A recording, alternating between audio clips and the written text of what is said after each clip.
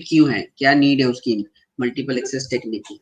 तो क्या बोला है, generally a fixed amount of frequency spectrum is allocated to cellular system by the national regulator.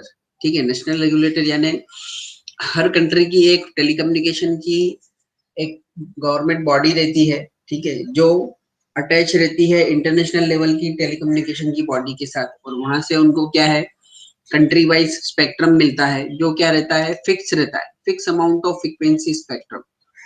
ठीक है, तो multiple access technique are then deployed so that the many users can share the available spectrum in an efficient number। बहुत सारे user जो है, many user, बहुत सारे user जो है वो उस अवेलेबल फ्रीक्वेंसी स्पेक्ट्रम को क्या कर सके, शेयर कर सके एक दूसरे के बीच में एफिशिएंट मैनर। एफिशिएंट मैनर यानी ऐसा नहीं कि कुछ चैनल का यूटिलाइजेशन हो रहा है, कुछ का यूटिलाइजेशन नहीं हो रहा, पूरा का पूरा स्पेक्ट्रम जो है वो पूरा का पूरा क्या हो, अच्छे तरीके से यूटिलाइज हो। ठीक है, तो multiple access system specify how signals from different sources can be combined efficiently for transmission over a given radio spectrum frequency band and then separated at the destination without mutual interference। ठीक है, multiple access technique क्या करती है कि हर अलग अलग mobile user का जो सिग्नल है वो बेस स्टेशन पर आकर किस तरीके से कंबाइन होता है, कंबाइन होकर फिर वो अपने डेस्टिनेशन तक ट्रैवल करता है, और उसके बाद रिसीवर से पहुंचने से पहले क्या है वो सबको सेपरेट कर दिया जाता है सिग्नल्स को without mutual interference. Mutual interference मतलब आपस में उनका कोई एक दूसरे के साथ कोई भी इंटरफेरेंस नहीं होता है। ठीक है, तो यहाँ पर लिखा हुआ है कि there are 3 basic multiple access methods currently in the cellular systems are. 3 जो है, ये पहली 3 जो मल्टीपल एक्सेस टेक्निक की जो सिस्टम मल्टीपल एक्सेस टेक्निक की जो मेथड्स है वो सेलुलर सिस्टम में यूज होती है। ठीक है,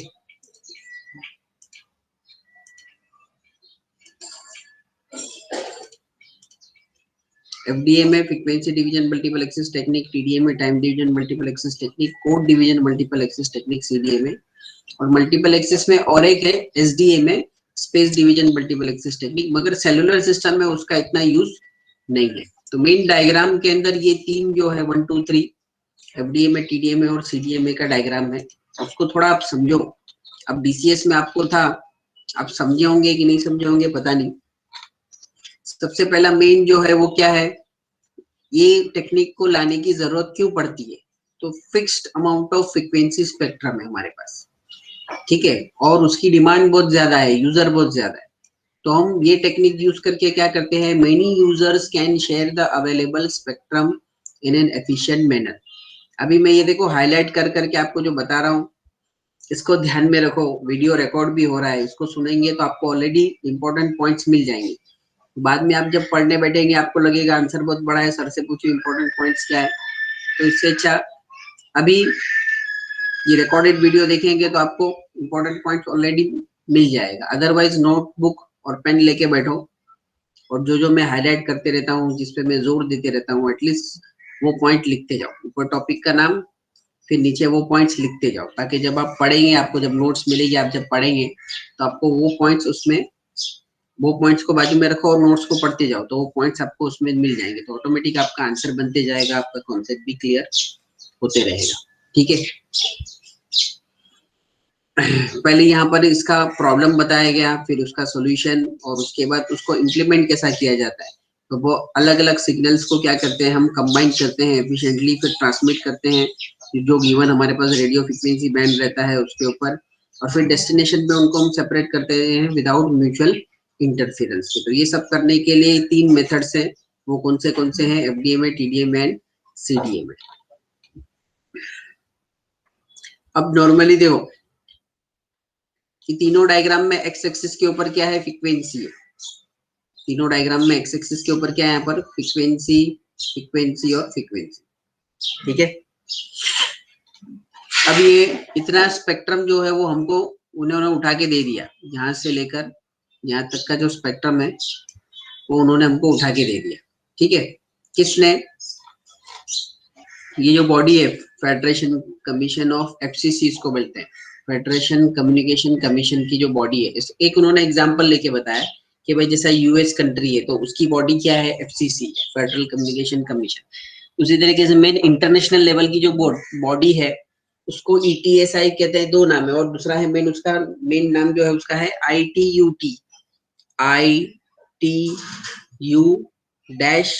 international telecommunication union, ITU international telecommunication union -T telecommunication. ये इंटरनेशनल टेलीकम्युनिकेशन यूनियन -T मतलब ये यूनियन जो है वो किसके लिए है? टेलीकम्युनिकेशन के लिए, ठीक है। तो ये इतना फ्रीक्वेंसी बैंड उन्होंने हमको असाइन करके दे दिया। अब उस फ्रीक्वेंसी स्पेक्ट्रम को हमने क्या किए, छोटे छोटे बैंड्स में डिवाइड किए, 4 बैंड में डिवाइड किए। तो एक एग्जांपल लिख के हमको समझाया जा रहा है, ठीक है। पहली फ्रीक्वेंसी बैंड को हमने नाम दिया F1, दूसरी को नाम दिया F2, फिर तीसरी को नाम दिया F3, F4। अब हर एक फ्रीक्वेंसी जो है वो हर एक यूजर को हम दे रहे हैं कॉल करने के लिए, ठीक है। तो F1 फ्रीक्वेंसी फर्स्ट यूजर को जा रही है, उसी तरीके से F2 सेकंड यूजर को, F3 थर्ड यूजर को, और F4 फोर्थ यूजर को। हर फ्रीक्वेंसी के बीच में थोड़ा सा गैप है जिसको कहते हैं गार्ड चैनल। हर फ्रीक्वेंसी के बीच में क्या है, F1 और F2 दो बैंड है, उन दोनों के बीच में क्या है, थोड़ा सा गैप है, तो उसको क्या कहते हैं, गार्ड चैनल। फ्रीक्वेंसी जो है वो आपस में ओवर मिक्सिंग ना हो जाए, ठीक है, एक दूसरे में वो इंटरफेरेंस ना करे, इसके लिए हम क्या रखते हैं, थोड़ा सा गैप रखते हैं। क्योंकि जो भी फिल्टर हम बनाते हैं वो फिल्टर जो है वो प्रैक्टिकली ऐसा नहीं रहता कि शार्प यहाँ पर ही वो क्या हो जाए, फ्रीक्वेंसी को कट ऑफ कर दे। उसका रोल ऑफ रेट जो है यानी गेन डिक्रीज होने में थोड़ा टाइम लगता है, जिसकी वजह से नियर बाय फ्रीक्वेंसी में उसका मिक्स हो जाने की चांसेस रहते हैं। तो ये एडजेसेंट फ्रीक्वेंसी बैंड के साथ इंटरफेरेंस ना हो, इसके लिए हम क्या रखते हैं, थोड़ी सी फ्रीक्वेंसी का गैप यहाँ पर हम छोड़ देते हैं, जिसको हम क्या कहते हैं, गार्ड चैनल कहते हैं। तो यहाँ पर टोटल फ्रीक्वेंसी जो हमको दी गई थी वो यहाँ से लेकर यहाँ तक का बैंड दिया गया था, तो उसको हमने 4 बैंड में डिवाइड किया, ठीक है। और हर बैंड के बीच में गार्ड चैनल के लिए थोड़ी जगह रखी। 4 बैंड है तो 3 गार्ड चैनल की जगह रही। 4 फ्रीक्वेंसी बैंड 4 यूजर को हमने असाइन किया। तो हर एक फ्रीक्वेंसी को हम क्या देंगे, चैनल आईडी देंगे, ठीक है। यहाँ पे देखो लिखा हुआ है channel ID is equal to frequency slot ID, ठीक है। हर चैनल, जैसे फ्रीक्वेंसी स्लॉट पहला वाला है F1 है, तो उसको हम एक आईडी देंगे, उसको एक नंबर देंगे, ठीक है, जिससे वो आइडेंटिफाइड होगा कि ये पहले नंबर की फ्रीक्वेंसी, ठीक है। तो इन शॉर्ट एफडीए में मल्टीपल एक्सेस टेक्निक जो है, frequency division multiple access technique में क्या हुआ, अवेलेबल जितना फ्रीक्वेंसी स्पेक्ट्रम था उसमें टोटल हम कितने यूजर को ऑक्यूपाई कर सकते हैं, at the same time 4 user को हम चैनल असाइन कर सकते हैं। 5वां यूजर आएगा तो हम उसको असाइन नहीं कर पाएंगे, यानी उसकी यूजर की जो कैपेसिटी जो है, सिस्टम की जो कैपेसिटी है वो बहुत कम है। अभी यही फ्रीक्वेंसी स्पेक्ट्रम को हमने क्या किया, टीडीए में टेक्निक अप्लाई की, उसके ऊपर क्या किया हमने, उसके ऊपर time division multiple access apply किया। तो यहाँ पर वर्टिकल एक्सेस पे क्या आ गया, टाइम आ गया, हॉरिजॉन्टल पे तो फ्रीक्वेंसी है, यहाँ पे भी क्या था, फ्रीक्वेंसी ही था, यहाँ पे भी क्या है, फ्रीक्वेंसी है। वर्टिकल पे क्या आ गया, यहाँ पर अभी टाइम आ गया, ठीक है। तो टीडीए में अप्लाई करने से पहले हमको एफडीए में तो अप्लाई करना ही है। टीडीए में अप्लाई करने से पहले हमको क्या है, एफडीए में तो अप्लाई करना ही है। कैसे, अब देखो जो अवेलेबल स्पेक्ट्रम जो था ये इतना, उसको हमने क्या किए, 4 पार्ट्स में डिवाइड कर दिए, ठीक है। पहले फ्रीक्वेंसी बैंड को F1, F2, F3, F4 नाम दे दिए। F1 और F2 के बीच में गार्ड बैंड है, F2 और F3 के बीच में, F3 और F4 के बीच में भी क्या है, गार्ड बैंड। सिर्फ फ्रीक्वेंसी 1 जो है वो हम एक पर्टिकुलर टाइम के लिए, यानी T1 टाइम स्लॉट जो है, कि T1 टाइम स्लॉट के लिए ही हम यूजर 1 को देंगे। फ्रीक्वेंसी स्लॉट F1 पहला फ्रीक्वेंसी स्लॉट जो है वो पहले यूजर को हम देंगे, सिर्फ एक पर्टिकुलर टाइम तक, यहां से लेकर यहां तक उसका टाइम है, यहां से लेकर यहां तक उसका टाइम है। यानी फर्स्ट टाइम स्लॉट के लिए वो T1 U1 यूजर के पास रहेगा, उसके बाद सेकंड टाइम स्लॉट के लिए क्या होगा, वो उसका टाइम वहां पर खत्म हो गया तो वो कहां पर शिफ्ट हो जाएगा, ऑटोमेटिकली वो फर्स्ट यूजर से सेकंड यूजर के बीच पास चला जाएगा, सेकंड यूजर से ऐसा थर्ड यूजर के पास चला जाएगा। इसी तरीके से हम एक फ्रीक्वेंसी स्लॉट को मैक्सिमम 3 यूजर के बीच में क्या कर रहे हैं, शेयर कर रहे हैं। तो ऐसे कितने फ्रीक्वेंसी स्लॉट है हमारे पास, 4 फ्रीक्वेंसी स्लॉट है, और एक फ्रीक्वेंसी स्लॉट को हम 3 यूजर के पास, 3 यूजर के बीच में शेयर करते हैं। तो 4 इंटू 3, 4 3 12, तो U1 से लेकर U12 तक टोटल हम कितने यूजर को चैनल असाइन कर पाएंगे, 12 यूजर को हम चैनल असाइन कर पाएंगे, बट एक पर्टिकुलर टाइम के लिए। ठीक है। अब यहाँ पर क्वेश्चन ये आता है कि ये पहले यूजर को मैंने ये फ्रीक्वेंसी स्लॉट दिया F1, अब यहाँ से लेकर यहाँ तक उसकी जो बातचीत थी, जरूरी नहीं है कि इतने टाइम में ही उसकी बातचीत जो है वो खत्म हो जाए, है कि नहीं? किसी को लंबी बात करना है, ऐसा उसको बोल के थोड़ी देते कि भाई तेरे पास 15 सेकंड का टाइम स्लॉट है, उसमें तेरी बात खत्म कर। ऐसा होता है हम कॉल लगाते हैं तो, ना पहले ऐसा होता था ना अभी ऐसा होता है, ठीक है ना? 2G में ऐसा होता था और ना ही 4G में ऐसा होता है।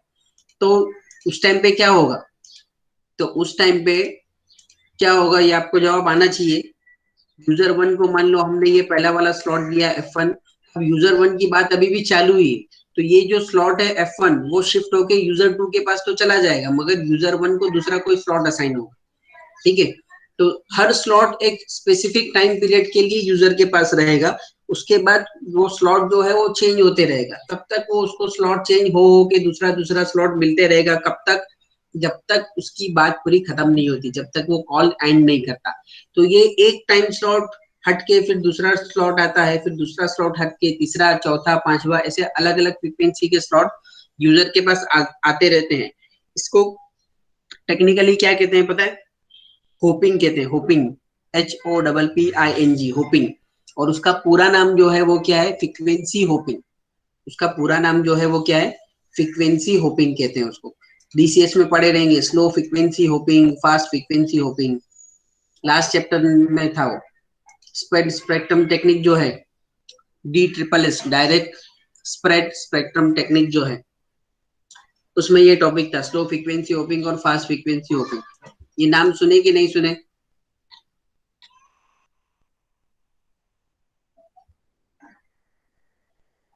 नहीं सुने? Very good.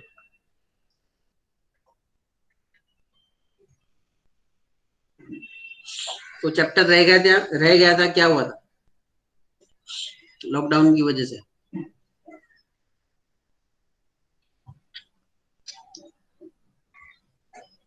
रह गया था, ठीक है।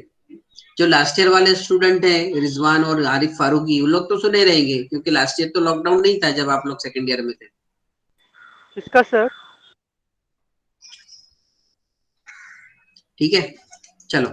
तो ये फास्ट फ्रीक्वेंसी होपिंग और slow frequency hopping technique use करके क्या होता है, यूजर्स को हर टाइम स्लॉट एक पर्टिकुलर टाइम के लिए दिया जाता है, हर एक फ्रीक्वेंसी जो है एक पर्टिकुलर टाइम के लिए दी जाती है। अगर यूजर का उसमें काम नहीं होता तो क्या होता है, उसको दूसरा फ्रीक्वेंसी स्लॉट असाइन किया जाता है। उसके लिए कौन सी टेक्निक यूज होती है? फ्रीक्वेंसी होपिंग की टेक्निक यूज होती है। 2G नेटवर्क से लेकर के जो मैंने आपको बताया था, नेटमॉन करके जो सॉफ्टवेयर, कीपैड वाला जो मोबाइल पहले आता था ना, उसमें डालते थे हम। 2009-10 की बात हो रही है, 10 साल पहले की, ठीक है? जब मैं पहली बार मोबाइल कम्युनिकेशन पढ़ा रहा था और मेरा टीचिंग का पहला साल था, तो उस टाइम पे मेरे पास कीपैड मोबाइल जो था नोकिया का 1100, उसमें मैंने ये सॉफ्टवेयर डाला था नेट मॉड करके, और फिर उसको हम चलाते थे। तो उसमें फ्रीक्वेंसी होपिंग का रेट आता कि फ्रीक्वेंसी होपिंग जो है वो कितनी फास्ट होती है, स्लॉट्स जो है, ठीक है? तो ये TDM है। तो TDM में देखो क्या हुआ, सेम फ्रीक्वेंसी बैंड है, मगर हम कितने यूजर को ऑक्यूपाई कर सकते हैं? 12 यूजर को, यानी सिस्टम की कैपेसिटी FDMA के कंपेयर में क्या है, TDMA की ज्यादा है। उसके बाद क्या आया, थर्ड टेक्निक आई। यहाँ पर देखो क्या लिखा है, एक channel ID is equal to क्या है, frequency slot ID plus time slot ID. ये दोनों मिलके क्या बनता है, चैनल आईडी बनता है, ठीक है? अब थर्ड टेक्निक आई, CDA में, code division multiple access technique. तो उन्होंने उसमें क्या कर दिया, पूरे बेस स्टेशन में जितने भी यूजर रहेंगे सबको उन्होंने एक एक कोड दे दिया, और वो कोड उन्होंने कैसा जनरेट किया, PN कोड से जनरेट किया, schedule random noise code. PN sequence का तो नाम सुना कि नहीं सुना आपने DCS में? पीएन सीक्वेंस का नाम सुना है कि नहीं सुना है? सुना है, ठीक है। तो पीएन सीक्वेंस से क्या है, हम नंबर ऑफ कोड्स बना सकते हैं। तो सीडीए में टेक्निक में उन्होंने ये वाला मेथड यूज किया कि भाई हर यूजर को एक एक फ्रीक्वेंसी देने के बदले, एक एक टाइम स्लॉट देने के बदले हम क्या करें, हर एक यूजर को एक एक कोड दे। क्योंकि फ्रीक्वेंसी में क्या प्रॉब्लम था, फ्रीक्वेंसी हमारे पास लिमिटेड है, तो एक पॉइंट पे जाके फ्रीक्वेंसी खत्म हो जाएगी। टाइम भी हमारे पास लिमिटेड है, 1 मिनट में 60 सेकंड ही होते हैं, है कि नहीं? 100 सेकंड तो नहीं हो सकते हो, 60 सेकंड ही रहने वाले। तो टाइम भी एक लिमिट के बाद क्या होने वाला है, खत्म होने वाला है। तो उन्होंने क्या किया के जो नेचुरल पैरामीटर्स है फ्रीक्वेंसी और टाइम दोनों को बाजू में रखो, वो आर्टिफिशियल पैरामीटर उन्होंने बनाया पीएन कोड, यानी हर यूजर को हम फ्रीक्वेंसी या टाइम स्लॉट देने के बदले एक एक उनको कोड देंगे, जैसा क्लास में आप सब लोगों को रोल नंबर मिलता है ना।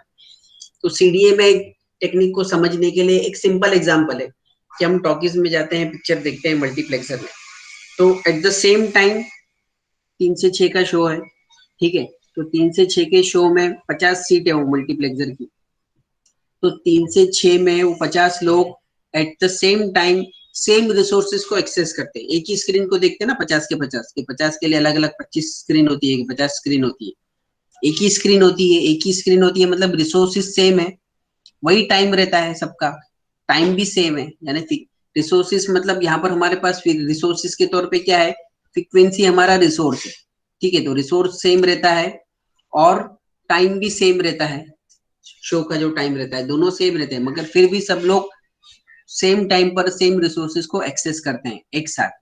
तो कैसे?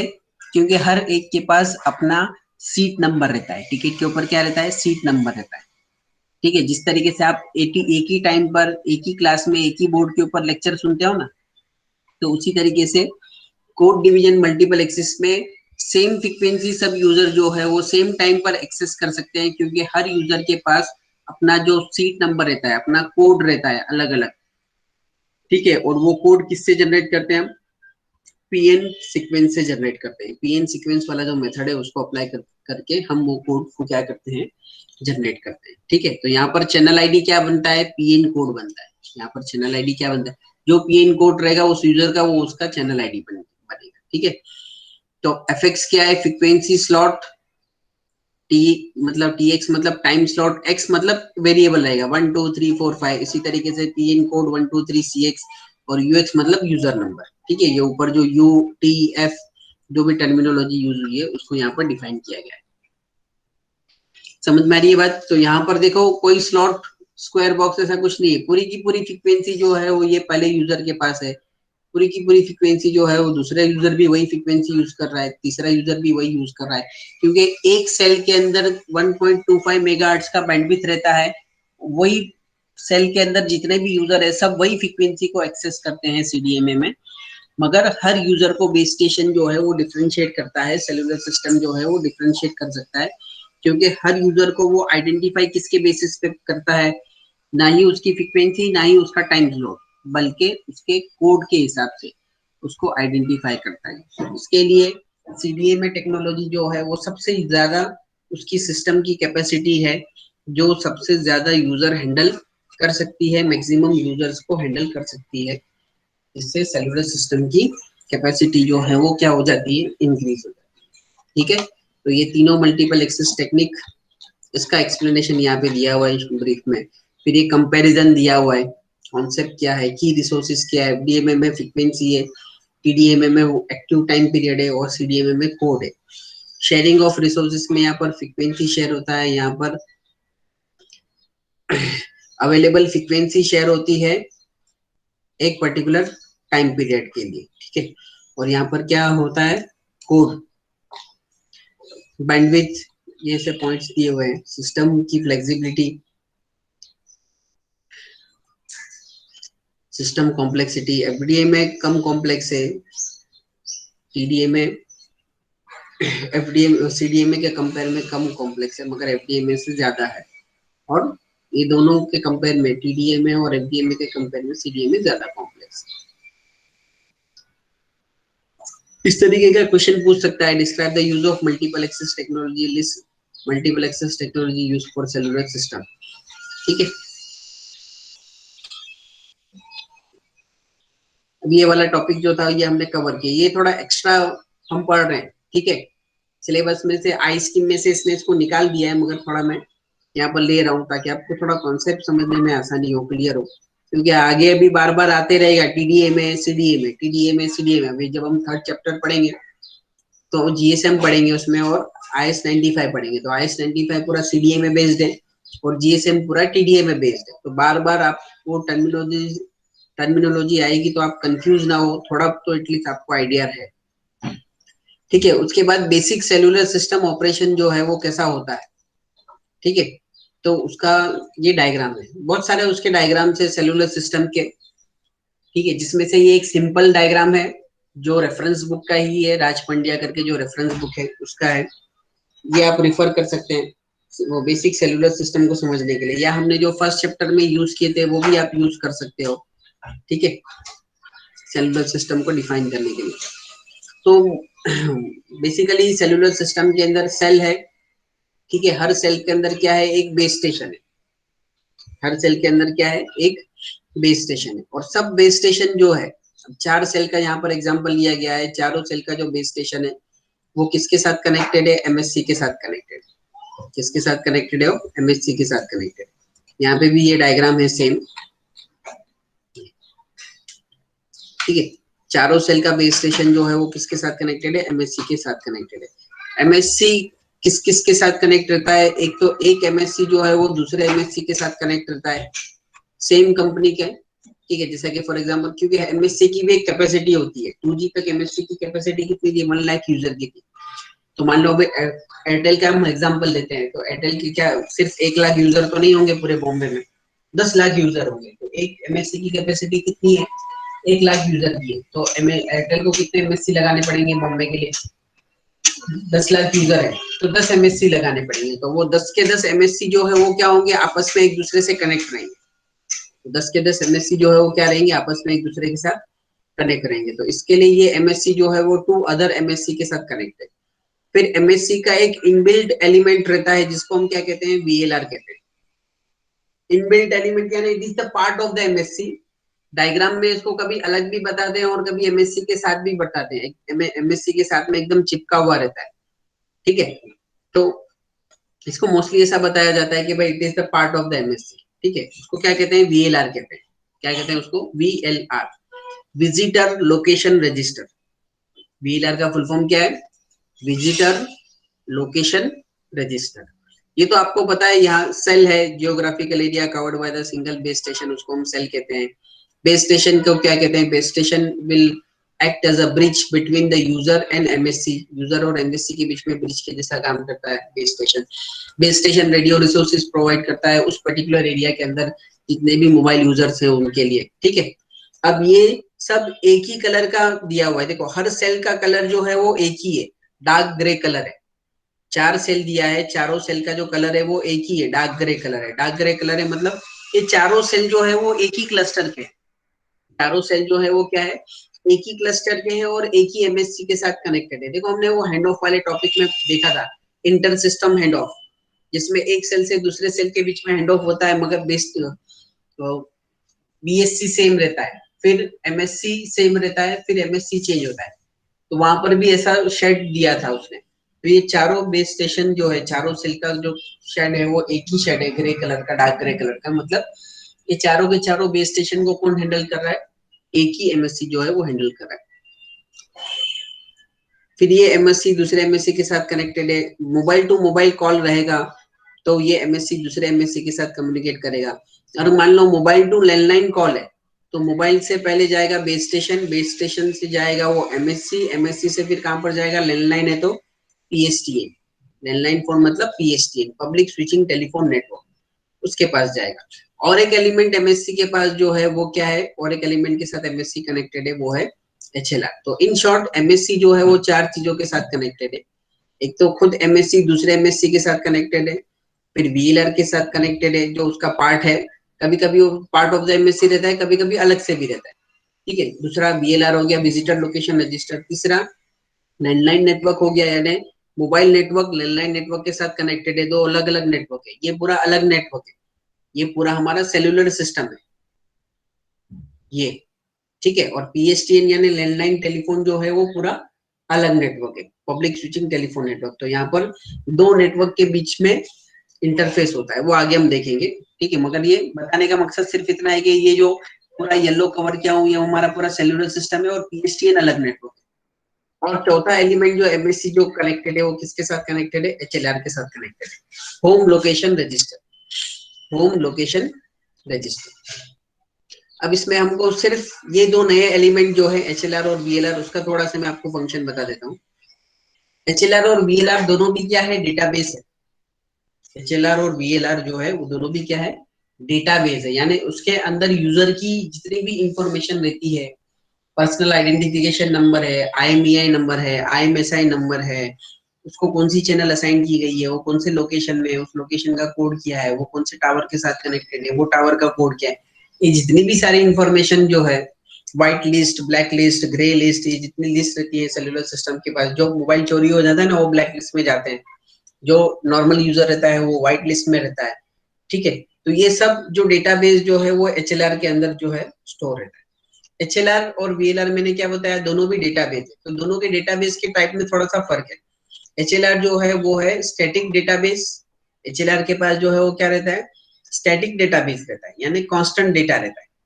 ठीक है, डेटा उसका अपडेट नहीं होता विथ रिस्पेक्ट टू टाइम, यानी पीरियोडिकली इसका डेटा जो है वो अपडेट नहीं होता।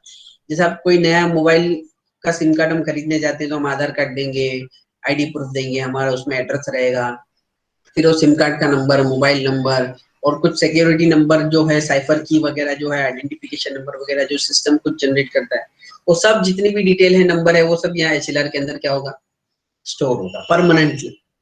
ठीक है, जब तक वो कार्ड एक्टिव है। VLR के अंदर क्या है, टेम्पररी यूजर जो है, अगर कोई दूसरे सेल का यूजर जो है, दूसरे एरिया का यूजर जो है वो इस एरिया में आता है, ठीक है, दूसरे दूसरे सेल का अगर कोई यूजर जो है वो इस एरिया में घूमते घूमते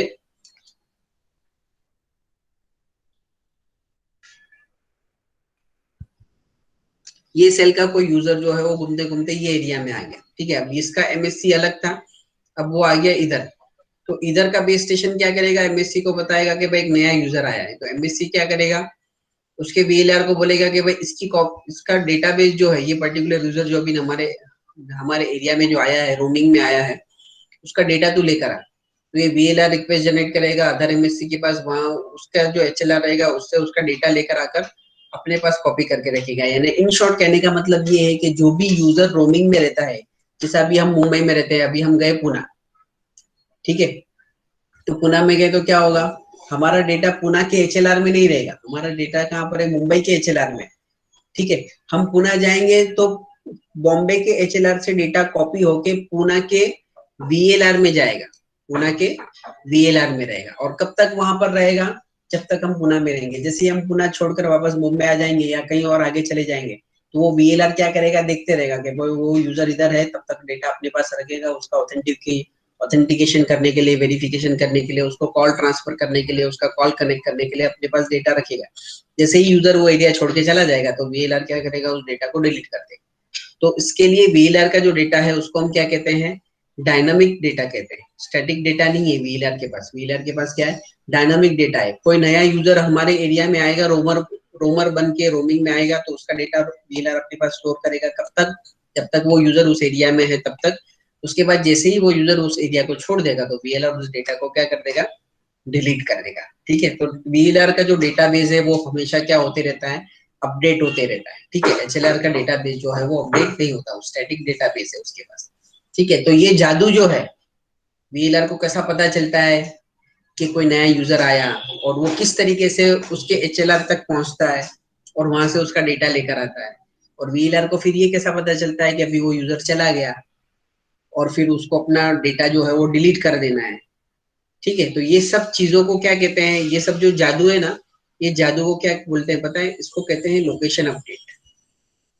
इसको क्या कहते हैं, लोकेशन अपडेट कहते हैं।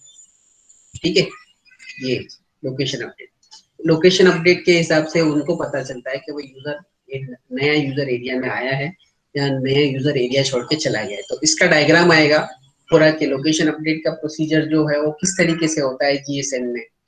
ठीक है, तो जब हम थर्ड चैप्टर स्टार्ट करेंगे GSM, उसमें ये आएगा, उसमें HLR VLR का फंक्शन और डिटेल में आएगा, और दूसरे एलिमेंट्स जो हैं उनके साथ साथ जो रहते हैं वो भी आएंगे। मगर एकदम सिंपल, एकदम जनरल सेलुलर सिस्टम को आपको डिफाइन करना है, एक्सप्लेन करना है, तो आप ये डायग्राम रिफर करके उसको कर सकते हो। इसमें एक सेल है, एक सेल में एक बेस स्टेशन है, और उस पर्टिकुलर सराउंडिंग बेस स्टेशन सब जो है वो एक MSC के साथ कनेक्टेड है, MSC दूसरे MSC के साथ कनेक्टेड रहता है, HLR VLR के साथ कनेक्टेड रहता है, और PSTN नेटवर्क के साथ कनेक्टेड रहता है। ठीक है। तो उसमें एचएलआर का फंक्शन, वीएलआर का फंक्शन, एमएससी बेस स्टेशन का फंक्शन आपको पता है, सेल की डेफिनेशन पता है, पीएसटीएन नेटवर्क लैंडलाइन टेलीफोन के साथ कनेक्ट करने के लिए है, वो सब आपको क्या करना है उसमें एक्सप्लेन करना है। ठीक है। तो ये दो टॉपिक थोड़े एक्स्ट्रा के थे जो जी स्कीम में थे, मगर आई स्कीम में उन्होंने निकाल दिया, फिर भी हमने थोड़ा सा एक सरसरी तौर पे उसको ले लिया ताकि हमको आगे समझने में आसानी हो। अभी थर्ड चैप्टर शुरू होगा इंशाल्लाह नेक्स्ट लेक्चर से।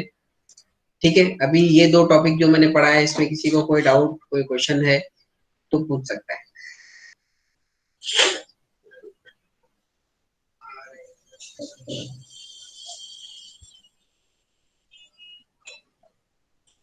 है किसी को कोई इशू इसमें? मल्टीपल एक्सेस टेक्निक और ये सेल्यूलर सिस्टम। ठीक है। फुरकान, उमर,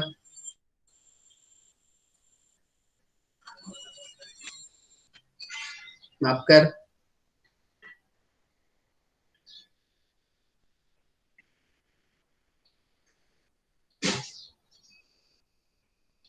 ठीक है। नहीं डाउट है तो बहुत अच्छी बात है।